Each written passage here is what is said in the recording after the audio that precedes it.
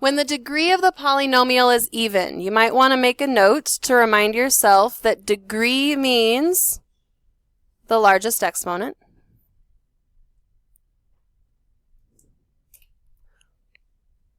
When the largest exponent is even,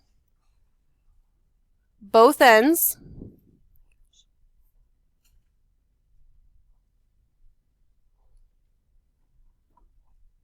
point in the same direction.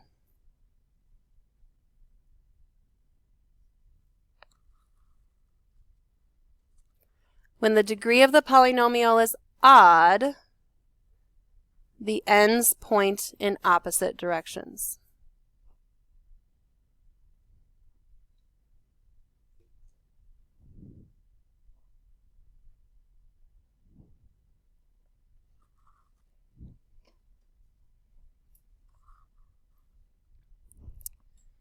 When the leading coefficient is negative, that's the number in front of the term that has the largest exponent.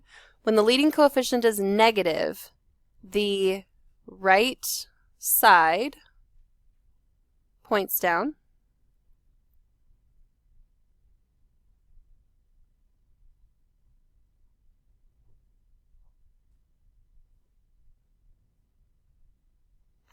And when the leading coefficient is positive, the right side points up.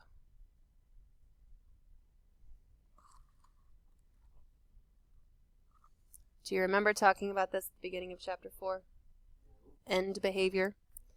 So before we get to turning point and crossing point, because that's the new stuff, I would like us to go to number 6 and number 7 and talk about the end behavior. So let's decide what the ends of the graph are going to do for both number 6 and number 7. Then we'll talk about the turning point, crossing point, and figure all that stuff out.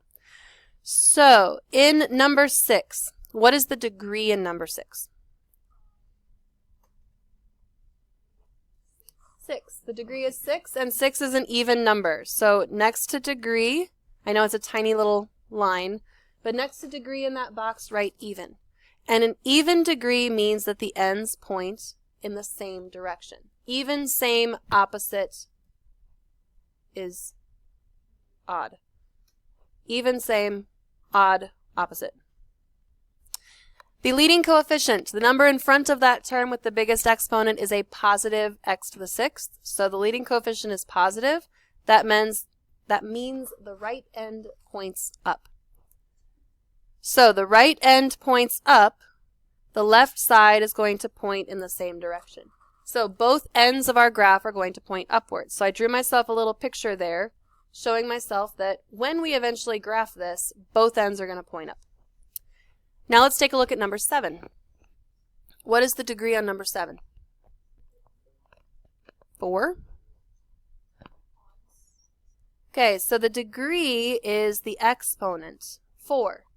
So the degree is even, which means the ends are going to point in the same direction. The leading coefficient is the number in front of that term, which is negative 4. So because the leading coefficient is negative, both of those ends are going to point down.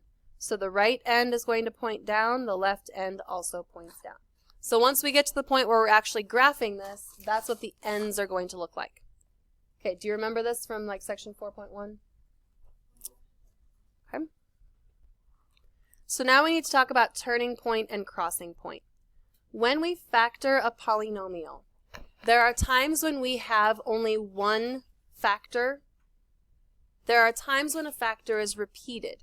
Like, say we factor something and we end up getting x minus 2 squared. That means there are 2 factors of x minus 2. If there are an even number of factors, then the x-intercept created from that factor is going to be a turning point. If there's an odd number of factors, the x-intercept created from that factor will be a crossing point. And here's what turning point and crossing point look like.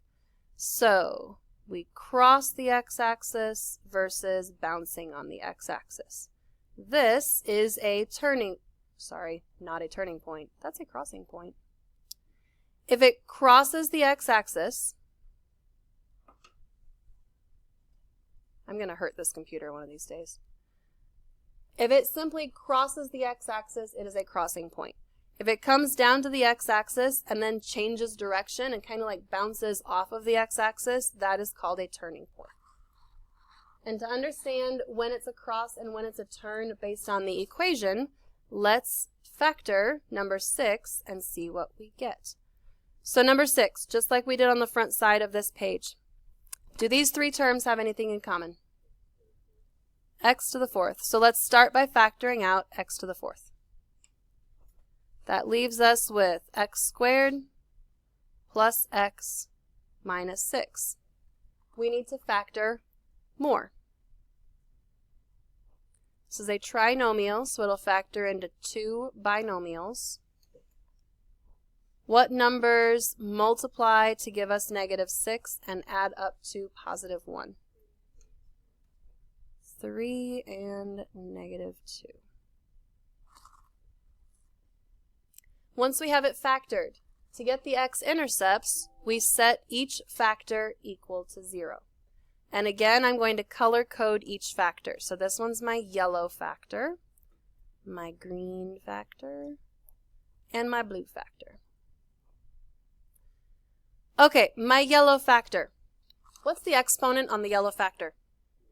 4. That means x times x times x times x. There are 4 factors of x there.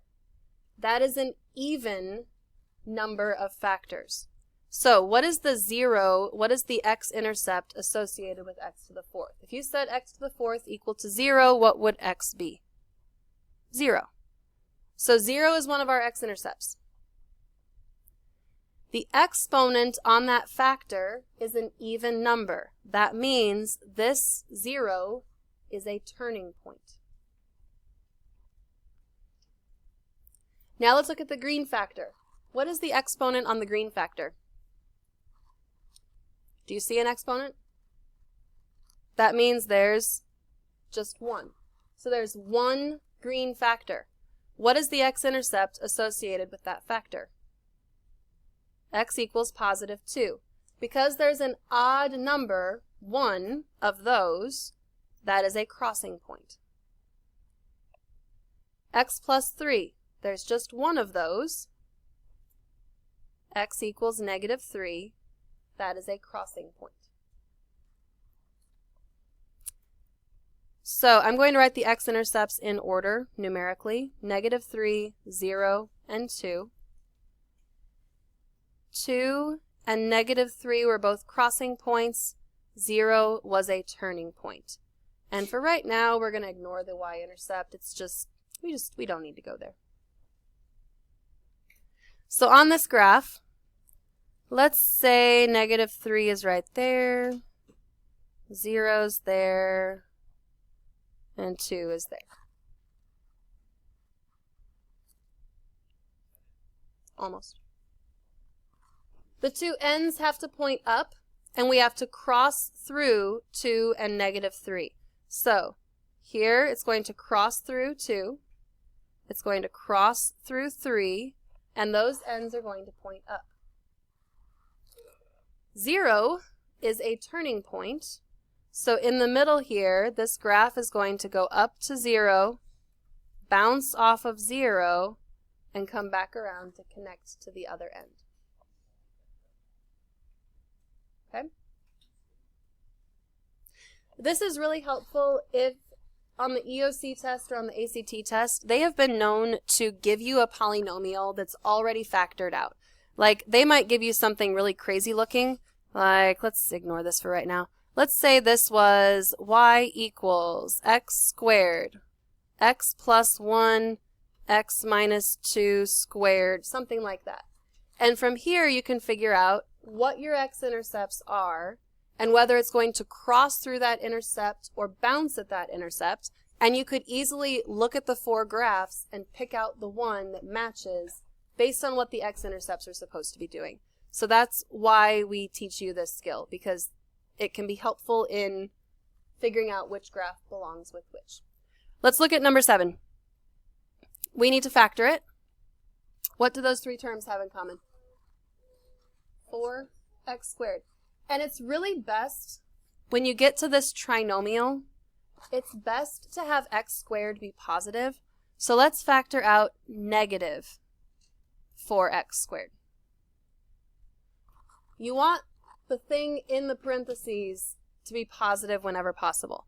So this will be x squared minus 2x minus 15. It's just a whole lot easier to factor when that x squared is positive. Yeah, I right. Or as my daughter would say, me right.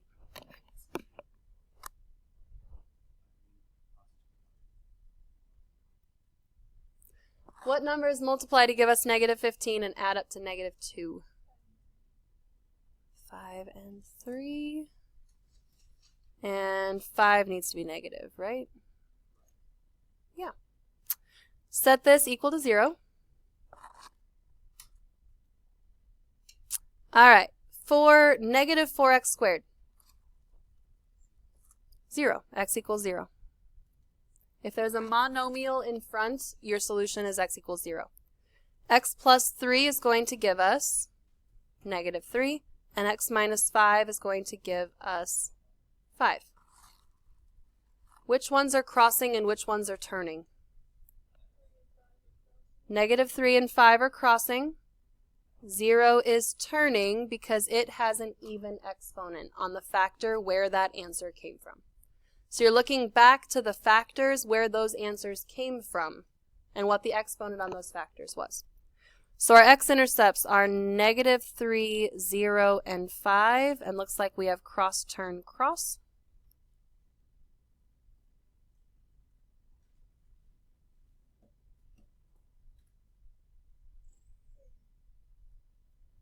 Both ends have to point downward, so we're going to cut down through negative 3, down through 5, and then in the middle we bounce or turn at 0.